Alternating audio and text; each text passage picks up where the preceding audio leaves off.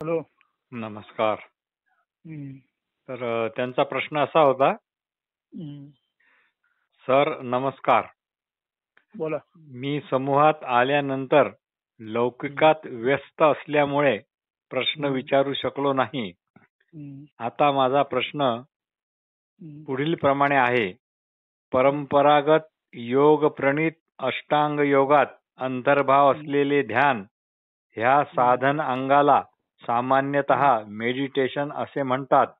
तर त्या व्यतिरिक्त जे कृष्णमूर्ती यांनी सांगितलेले ध्यान, रमण महर्षींनी सांगितलेले ध्यान व निसर्गदत्त महाराज यांनी सांगितलेले ध्यान अशा विविध ध्यान पद्धतीमध्ये अंतरंग व बहिरंग अशा स्वरूपात काय भेद आहे? प्रश्न असा आठल्यांचा ग्रॉस आहे, प्रश्न आहे. म्हणजे ज्याला आपण म्हणतो कॉम्प्लेक्स आहे, एक त्याच्यात गुंतलेला आहे. आता अष्टांग ध्यान, रमण महर्षींचं ध्यान, कृष्णमूर्तींचं ध्यान, त्यानंतर निसर्गदत्तांचं ध्यान, हे समजून घेताना प्रथम आपण योग हा शब्द लक्षात घेतला पाहिजे. योग या शब्दातील धातू आहे युज. युज याचा सर्वसाधारण अर्थ असा लावला जातो की जोडणे, पण धातू याचा अर्थ क्रियापद, आणि क्रियापदाला नेहमीच आपण करणे, खाणे, पिणे, जोडणे असं लावतो. म्हणजे काय? म्हणजे जोडणे, करणे, खाणे, पिणे याला हेतू म्हणतात, लक्षात ठेवा. तेव्हा युज याचा अर्थ जोडणे, जोडण्याचा हेतू असा खरा युजेचा अर्थ. जोडणे म्हणजे एकत्र असण्याचा हेतू असा आपल्याला अर्थ लागतो. करणे, काहीतरी करावे, खाणे, खावे, बोलणे, बोलावे, युज जोडावे किंवा जोडणे.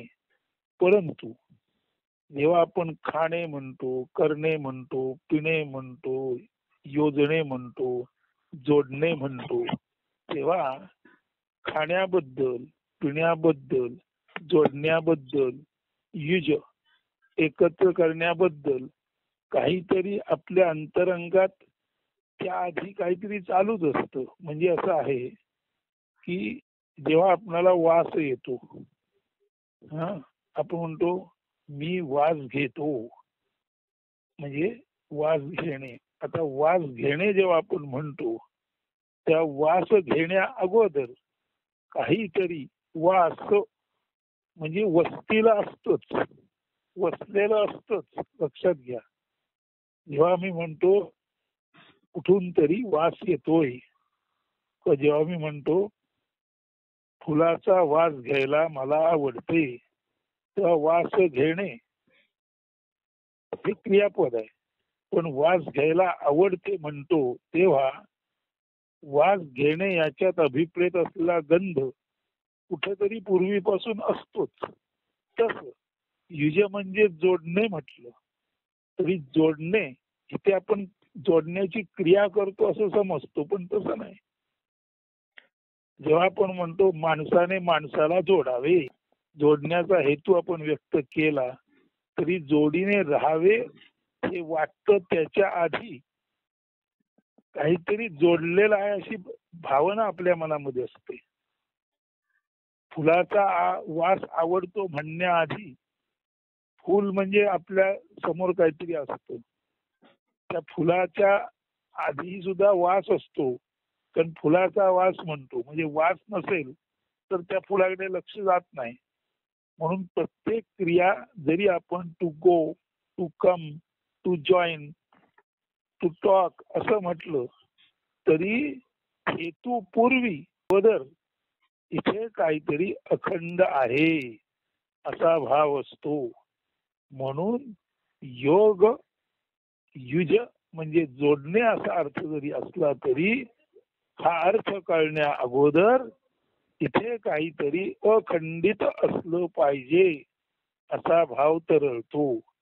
हा जो मूळ अखंडितपणाचा भाव आहे त्याला योग म्हणतात. म्हणून योग करायचा नसतो, योग साधायचा असतो. म्हणजे मुळामध्ये काहीतरी अखंड आहे हे आपल्याला आपल्या चिंतनातून समजून घ्यायचं असतं. जेव्हा आपण म्हणतो मी सावरलो, तेव्हा सावरलो म्हणतो याचा अर्थ आधी कुठेतरी धडपडलो होतो. जेव्हा मी म्हणतो मी उठलो म्हणजे उठण्या अगोदर बसलेलो होतो. जेव्हा मी म्हणतो मला जोडायचंय त्याच्या अगोदर काहीतरी तोडलेलं होतं. मग जोडायचं ही कल्पना तुटलेल्यापासून येते असं जर आहे तर तुटलेलं ही कल्पना सुद्धा मूळ जुडण्यापासून येते. म्हणून जेव्हा आपण म्हणतो मला योग साधायचा आहे तेव्हा आपल्याला लक्षात आलं पाहिजे की आपण कशापासून तरी तुटलेलो आहोत, खंडित झालेलो आहोत. ती भावना आपल्याला अस्वस्थ करते.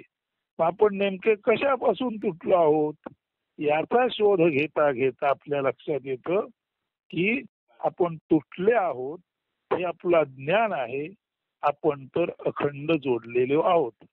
आता हे विवरण जरी कळायला कठीण झालं तरी आता असं समजून घ्या, ज्या वेळेला बोललं जातं, ज्या वेळेला अर्थ तुमच्यापर्यंत पोचतो, ज्या वेळेला सांगितलं जातं, ज्या वेळेला प्रश्न येतो, ज्या वेळेला उत्तर पोचतो, तेव्हा प्रश्न जेव्हा येतो तेव्हा प्रश्न विचारणारा मूळ स्थितीपासून खंडित झालेला असतो.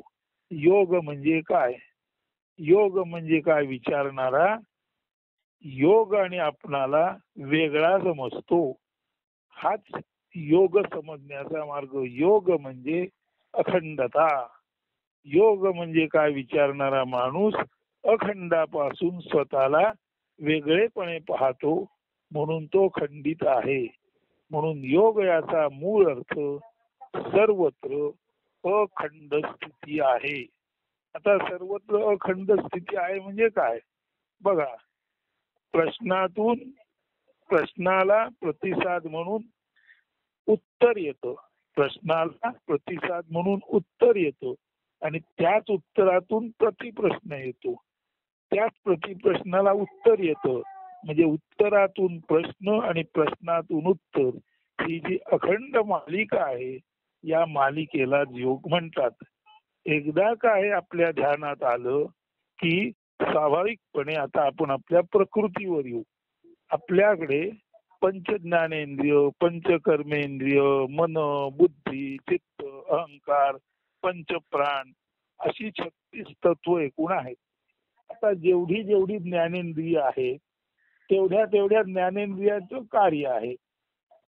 जेवढी जेवढी फुलं आहेत तेवढ्या तेवढ्या फुलांचा गंध आहे. म्हणून करण म्हणजे साधन आणि त्या करणातून बाहेर पडतो ते कार्य. म्हणजे फूल आणि गंध हे मूलतः एकच आहेत.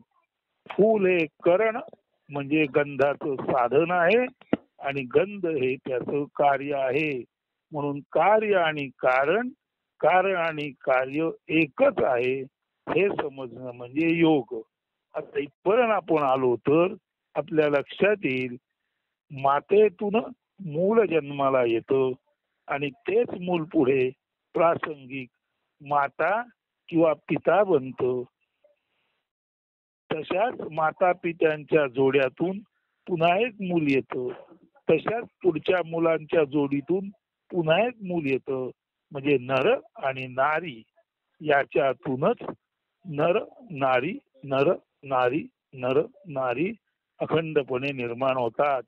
म्हणजे नर आणि नारी ही दिसायला जरी दोन असली तरी नर नारी हरी रूप. म्हणजे नर आणि नारी ही परमेश्वर रूप आहेत असं स्वरूपानंद म्हणतात. म्हणजे सर्व मेल्स आणि फिमेल्स ही मूलतः परमेश्वरच आहेत आणि हाच परमेश्वर आपल्यातून नर नारी नर नारी नर नारी अशी निर्मिती करतो. यालाच म्हणतात एकोहम बहुश्याम प्रजायेय. मी एकच आहे, एकोहम मी एकच आहे, परंतु वाटताना बहुत झाल्यासारखा वाटतो.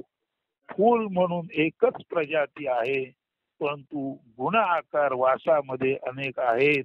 परंतु फूल म्हटलं की गंध आला, म्हणून गंध आणि फूल म्हणजे साधन आणि कार्य किंवा वस्तू आणि वस्तूतून निर्माण होणारा भाव गुण हे वस्तुता एकरूपच आहेत. किंवा योगाची मूळ भूमिका अशी आहे, हे जे काय आहे ते अखंडित आहे. हे जे आहे ते अखंडित आहे आणि त्याला आपण खंडित समजलो तर ज्या विवंचना निर्माण होतात, जे भ्रम निर्माण होतात, जे अज्ञान निर्माण होतं, जी भीती निर्माण होते, ज्या खंडिततेमुळे दोष निर्माण होऊन ज्या यातना निर्माण होतात त्यालाच संसार रूपी माया म्हणतात. किंवा अष्टांग योग जरी झालं तरी समजून घ्यायची गोष्ट एकच आहे, पुरुष. पुरुष त्यातला मूळ शब्द पुर म्हणजे नगर आणि श म्हणजे शेवट. नगराच्या शेवटी जो शांत निवांत स्थितप्रज्ञ बसलेला आहे त्याला पुरुष म्हणतात. आता हा पुरुष म्हणजे दुसरं तिसरं काही नसून अखंड अखंड चैतन्य युक्त असलेले रसरसित, अखंड चैतन्य युक्त असलेले रसरसित ब्रह्मतेज, सर्वत्र भरून राहिलेले चैतन्य हाच तो पुरुष आहे. आणि या चैतन्याच्या शलाकांमधूनच, या चैतन्यांच्या शलाकांमधूनच विविध दृश्य निर्माण झाली. म्हणून चैतन्य हा पुरुष आहे आणि त्याच्यातून दर्शन रूपाने जन्माला आलेली पशु योनी, मानव योनी, जीव योनी, निसर्ग ही संपूर्णपणे चैतन्यातून निर्माण झालेली डिझाईन्स आहेत. म्हणजे चैतन्य हे मूळ करण आहे, म्हणजे अस्तित्वाच्या मुळाशी असलेली गोष्ट चैतन्य हे मूळ आहे. आणि हा जो मूळ पुरुष आहे, हा जो मूळ पुरुष आहे तो विविध रूपामध्ये नरनारी रूपामध्ये प्रकट झाला. आणि नरनारी रूपामध्ये प्रकट होऊन नरनारी रूपामध्ये प्रकट होताना सतत हे विश्व चालू राहील अशी व्यवस्था केली गेली.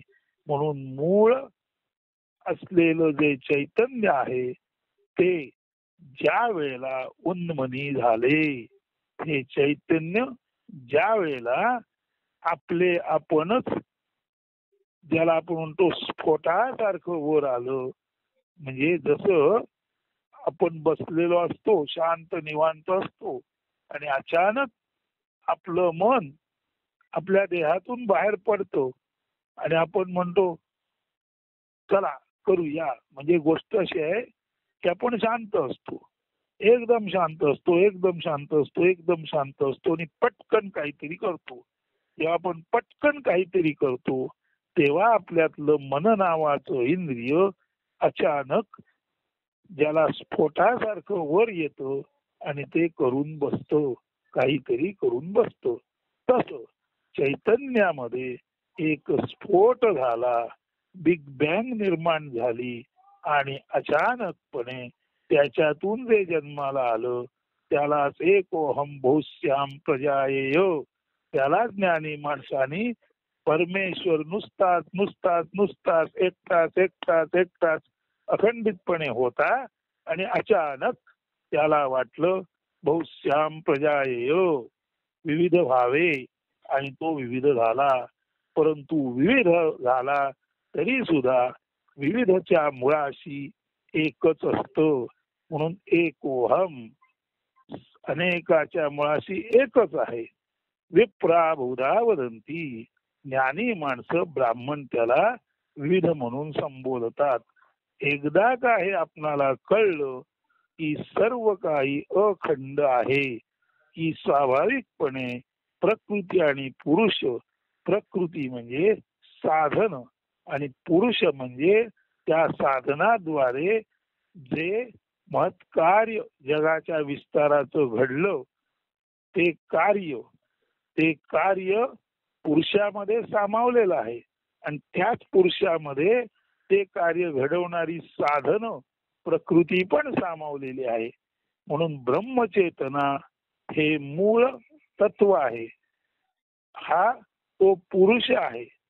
पुराच्या म्हणजे नगराच्या म्हणजे थोडक्यात म्हणजे आपण सर्व अस्तित्वाच्या शेवटावर किंवा सर्व अस्तित्वाच्या मुळाशी बसलेला जो पुरुष आहे तो पुरुष म्हणजे विश्वाचं कारण आहे.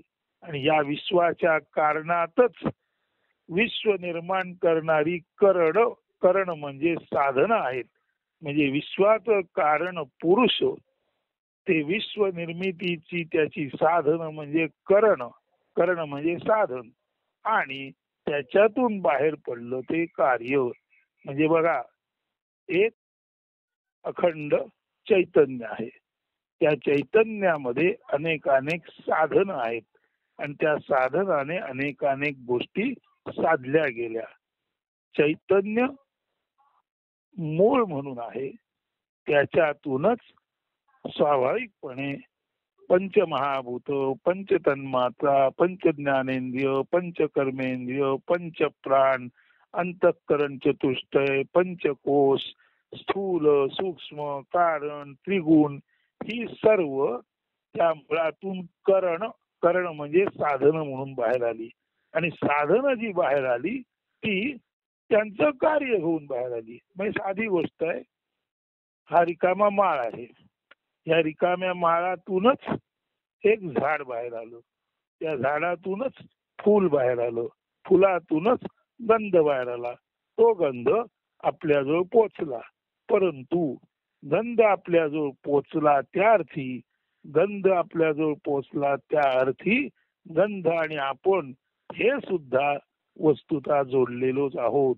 म्हणून जगाचं जे मूळ कारण आहे ते जरी अज्ञात असलं तरी त्या अज्ञातातूनच, ते अज्ञात आहे याचा अर्थ असा आहे ते जाणवतं पण दाखवता येत नाही, देता येत नाही, घेता येत नाही. जशी हवा जाणवते पण दाखवायचा प्रयत्न केला तर ती दाखवता येणार नाही. वायू म्हणून एखादा तुम्ही बाटलीत दाखवू शकाल, पण वायू हे काय आहे? अनेक वायू मिळून जी होते त्याला हवा म्हणतात. त्यामुळे हवा दाखवता येत नाही. एखादा प्राणवायू, हायड्रोजन वायू, शक्यता अशी आहे की टेस्ट ट्यूब मध्ये कुठल्या तरी ठेवून काहीतरी धूसर आपल्याला दिसेल, नाही असं नाही. परंतु मूलतः जी गोष्ट आहे ती दिसत नाही, दाखवता येत नाही, जाणता येते. म्हणजे असं जेव्हा आपण म्हणतो ज्या अर्थी हा माणूस काहीतरी बोलतोय त्या अर्थी ते कोठून तरी आलेलं आहे.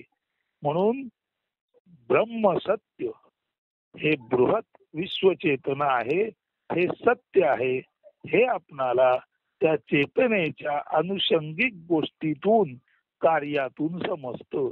म्हणून आता योग याचा साधा सरळ अर्थ असा आहे, मूलतः एक गोष्ट आहे, तिला एकही म्हणायचं कारण नाही, कारण ती एक आहे, अनेक आहे याबद्दल आपण खास विधान करू शकत नाही.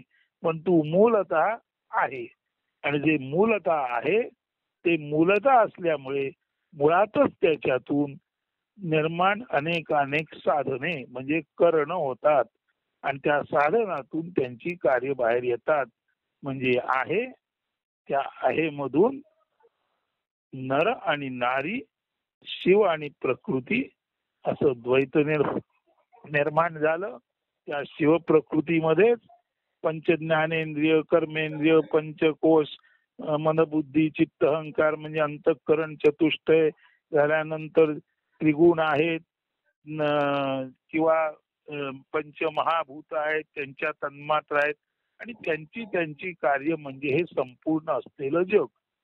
एकदा हे सर्व मिळून एक आहे ध्यानात आलं की योग साधला म्हणजे आहे ते अखंड आहे याचं ज्ञान मेंदूत पक्क झालं. आता योग साधला म्हणजे आहे ते अखंड आहे. आता आहे ते सर्व अखंड आहे, म्हणजे एकम एव, एक आणि एकच आहे. जर ते एक आणि एकच आहे तर त्याच्यामध्ये कोणत्याही तऱ्हेचा भेद बुद्धी मान्य करत नाही. आणि भेदाभेद बुद्धी जेव्हा बुद्धी भेदाभेद रहित होते तेव्हाच त्याला समत्वम इति योगच्युते. सर्वत्र समचेतनेचा खेळ चालू आहे, परंतु खेळ चालू असला तरी त्याच्या मुळाशी एक आणि एकच होमोजिनस अशी काहीतरी गोष्ट आहे. ही ज्याला कळली तो कळणारा आणि ती गोष्ट सुद्धा पुन्हा एकच आहे. अशा वेळेने सर्वत्र अखंड चैतन्याचंच साम्राज्य आहे. हे ज्याला मनबुद्धी चित्त अहंकार सर्व नष्ट होऊन ज्याला ज्याच्या बुद्धीमध्ये ज्याची ही पक्की धारणा झाली त्याला योग कळला. मग ती अष्टविध प्रकृती असो, वेगवेगळी साधनं असो, त्यातलं कार्य असो, हा योगाचा मूळ अर्थ आहे. आणि हा जेव्हा योगाचा मूळ अर्थ कळतो तेव्हा माणसाच्या बुद्धीमध्ये चित्तो येतो, त्यालाच म्हणतात समत्व योग उच्चते. आता काही जण असं म्हणतात निरोधा, म्हणजे आपल्याला ज्या वासना आहेत त्या वासनांचा त्याग केला की आपल्याला योग साधता. त्याग करायचा म्हणजे काय? वृत्तींचा त्याग करायचा म्हणजे काय? आपण म्हणतो मला राग आला तर माझा राग मी माझ्यामध्ये विसर्जित केला. माझ्यात प्रेम आलं, माझं प्रेम मी माझ्यामध्ये जिथून आलं तिथे ते नष्ट झालं. ही वृत्ती म्हणजे पुढे येणं नष्ट झालं, नाही ती निवृत्ती झाली. म्हणजे पाण्यातून बुडबुडे आले आणि पाण्यात बुडबुडे मावळले. अशा तऱ्हेने चित्ताच्या निर्माण होणाऱ्या वृत्ती जेव्हा त्या चित्तामध्ये लय होतो तेव्हा आपण म्हणतो चित्त शुद्ध चैतन्य म्हणून मूळ स्थितीत प्रस्थापित झालं. यालाच म्हणतात चित्तशुद्धी. चित्तशुद्धी म्हणजे चित्तातून जे जे वर येतं ते परत चित्तातच जात असणार. तर ते वर येण्याचं कारणच काय समजून वर आलेलं तिथेच गेलं, जिथे जन्मलो तिथेच आपण गेलो की त्याला म्हणतात चित्तशुद्धी. यालाच म्हणतात अव्यक्तादीनी भूतानी व्यक्त मध्यानी भारत अव्यक्त निधनान्नेव तत्र का परिदेवना. सर्व प्राणी मात्र अव्यक्तातून येतात. काही काळ जीवन जगताना ती एकमेकाला दिसतात. जसा आपला प्रश्नकर्ता विचारतो लौकिक जीवनात मला याबद्दल चौकशी करायला वेळ झाला नाही तरी या प्रश्नाद्वारे मी तुम्हाला विचारत आहे.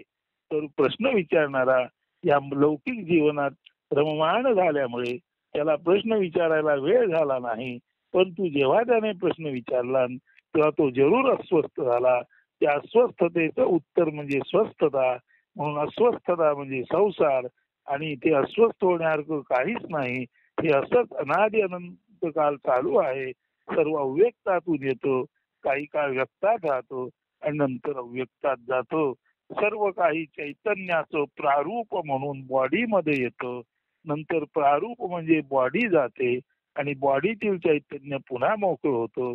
चैतन्य शरीरात येतं, शरीरात राहतं, पुन्हा शरीर बाहेर जातं. यालाच म्हणतात अव्यक्तातून देहधारी येतात.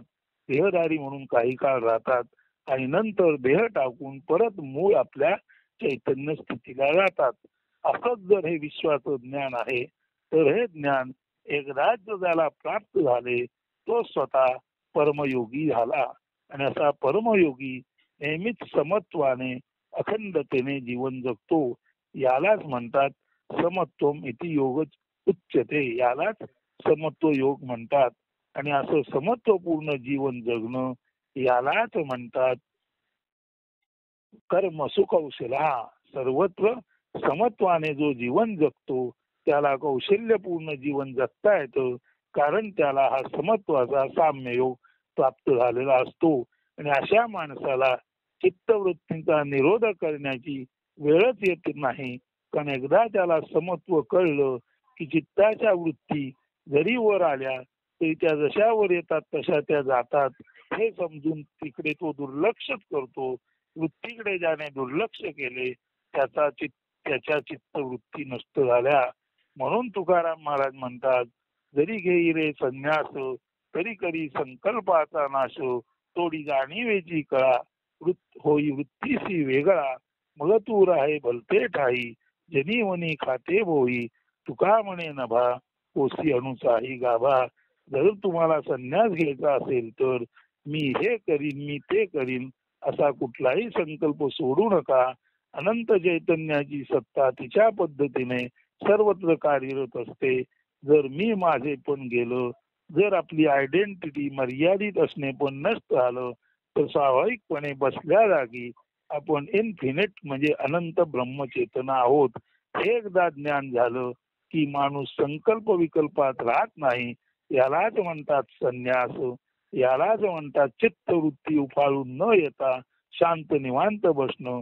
असा जो माणूस झाला त्याच्याबद्दल तुकाराम म्हणतो, बाबा रे, एकदा तुझा संकल्पाचा नाश झाला की तुला संन्यास प्राप्त झाला.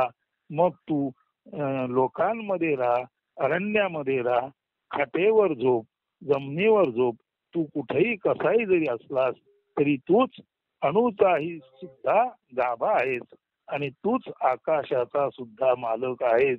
हे झालं योगाचं संपूर्ण विवरण. आता कृष्णमूर्ती म्हणतात, ऑब्झर्वर इज द ऑब्झर्व्ड. पाहणारा जे पाहतो तेच असतो. याचा साधा सरळ अर्थ आहे, आपण जर फूल पाहत असू तर फुलामध्ये आपलं जीवत्व, फुलामध्ये आपला इंटरेस्ट जेव्हा पूर्णपणे जातो तेव्हा आपण एक तऱ्हेच्या समाधीत दंग होतो. शेजारून बायको येते, बायकोन त्याला एवढं काय पाहतोयस, बराच वेळ लक्ष समती हलवते, काय पाहतोस, मग तुम्ही सांगता ते फूल पाहतोय.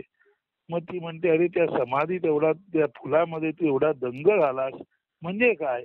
फूल पाहताना ते फूल, त्याची शोभा, त्याचा रंग, त्याचा गंध, त्याची विलोभनीयता याच्यामध्ये पाहणाऱ्याचा मी नष्ट झाला आणि तो फुलच झाला.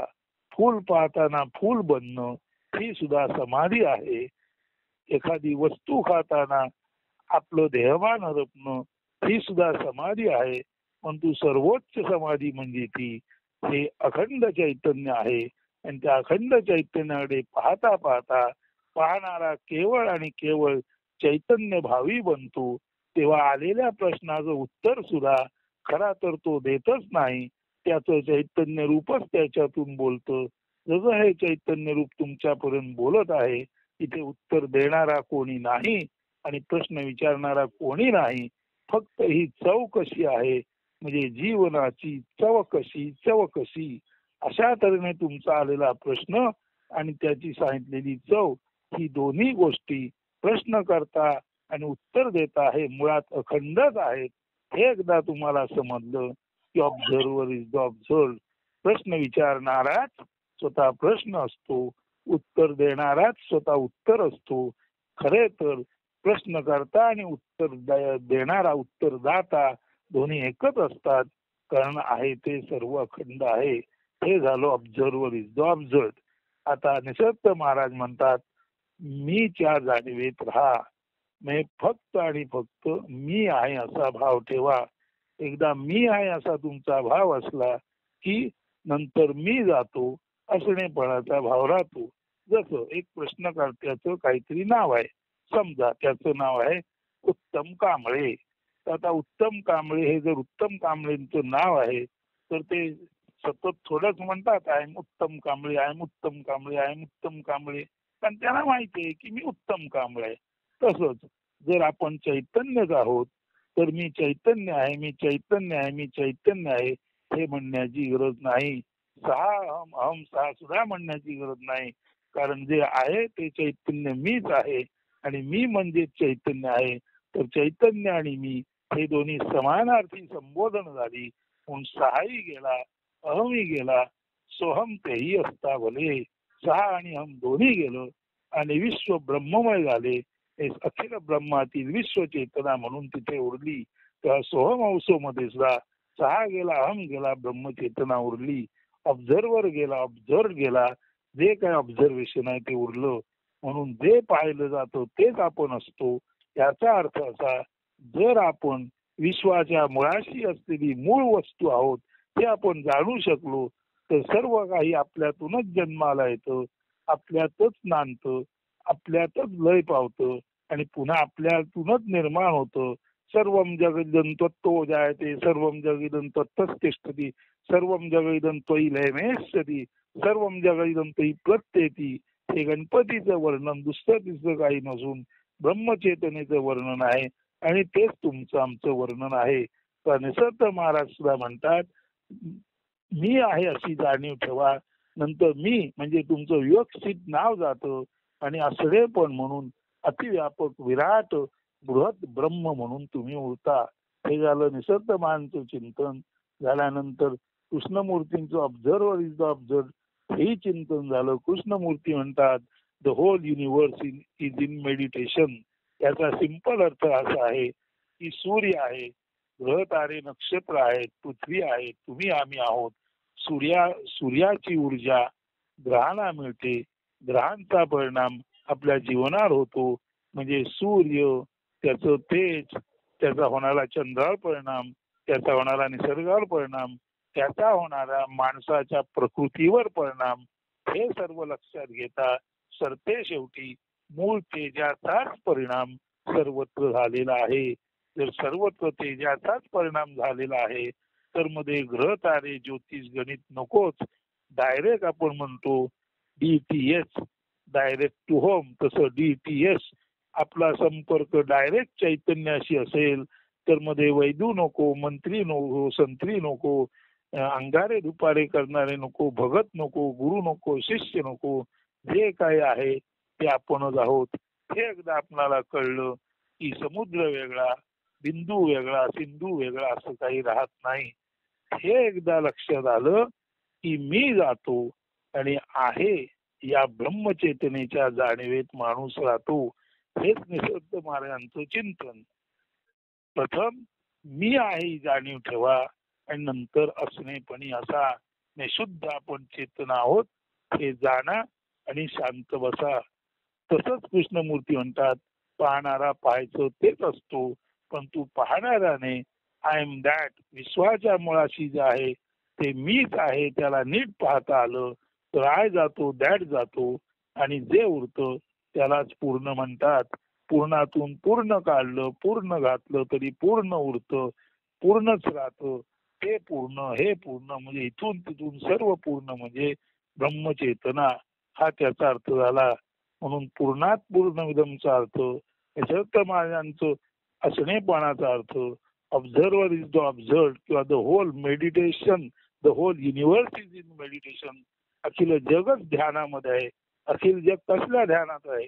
अखिल जग जग म्हणून वेगळं समजलं तर ते वेगवेगळ्या ध्यानात आहेत. पण जग हे मुळातच मूळ परमात्म्याला आलेली जाग आहे म्हटलं तर माझी जाग आणि माझी झोप याच्या मुळाशी मीच असतो. तसं चैतन्याची जाग आणि झोप याच्या मुळाशी चेतनाच आहे. हे लक्षात घेतलं तर the whole universe is in meditation म्हणजे जे मूळ आहे तेच ध्यानात आहे. तुम्ही आम्ही ध्यानात आहोत असं वेगळे पण समजायची गरज नाही. तर कृष्णमूर्ती आले, निसर्ग महाराज झाले, तुकारामाचा संन्यास सांगून झाला. आता रमण महर्षी. रमण महर्षी म्हणतात आतल्या प्रकाशाला ओळखा. आता बाहेर जो सूर्यप्रकाश दिसतो त्या सूर्यप्रकाशात सूर्य उगवला की लपलेले डोंगर झाडी वगैरे आपल्याला दिसतात आणि लपलेले डोंगर झाडी सूर्य उगवल्यानंतर दिसतात. याचं चिंतन जेव्हा आपल्या आत होतं तेव्हा तो आतला जाणीवेचा प्रकाश म्हणजे बाहेरचा सूर्यप्रकाश आणि आतला जाणीवेचा प्रकाश हा प्रकाश म्हणून एक जिन्सीच आहेत. आता शेवट अष्टावक्र काय म्हणतात ते ऐका आणि याचं उत्तर आपल्याला मिळेल. प्रतिबिंबदर्श योगाने जैसा दर्पण राहतो तैसा जीवी आत्मा बाह्य परमेश जाणीतो. प्रतिबिंब दाखवण्याच्या निमित्ताने जसा आरसा असतो तसा प्रत्येक प्राणी मात्राच्या आत चैतन्य म्हणून जो कोण असतो त्याला आत्मा म्हणतात. म्हणून प्रत्येक जीवाच्या आतला जाणीव प्रकाश म्हणजे आत्मा, त्यालाच जीवामधील आरसा म्हटलेला आहे. म्हणून प्रतिबिंबदर्श योगाने जैसा दर्पण राहतो, आपला चेहरा दिसावा म्हणून जसा आरसा असतो तसं आपण कोण आहोत हे समजण्यासाठी आपल्या आतमध्ये जो जाणीवेचा प्रकाश आहे, ज्याला ज्ञानेश्वर सुसंवेद्यता म्हणतात, स्वतःला ओळखण्याची क्षमता, ही सुसंवेद्य शक्ती म्हणजेच आपल्या आतील चैतन्याचा आरसा. म्हणून प्रतिबिंबदर्शी योगाने जैसा दर्पण राहतो, प्रतिबिंब दिसण्यासाठी जसा आरसा असतो, तैसा देही आत्मा, तसा देहामध्ये आत्मा म्हणजे देहांतर्गत चेतना, बाह्य परमेश जाणितो. म्हणजे बाहेरचा सूर्य आणि आतला ज्ञान प्रकाश हे दोन्ही शेवटी इथून तिथून प्रकाश म्हणजे ब्रह्मचेतनाच आहेत. निसर्ग महाराज झाले, कृष्णमूर्ती झाले, रमण महर्षी झाले, the whole universe is in meditation झालं, तरी सर्व आणि सर्व याचा अर्थ एकच आहे. इथून तिथून जे आहे ते अखंड आहे. आणि या अखंडामध्ये खंडित समजणे यालाच पाखंड म्हणतात. अखंडामध्ये खंड समजणे म्हणजे पापरूपी तुकडे मान्य करणे हे पाखंड. त्या जगातून आपली सुटका व्हायची असेल तर पापरूपी खंड नको, डिव्हिजन नको, इनडिव्हिजन हे सर्व अखंड आहे.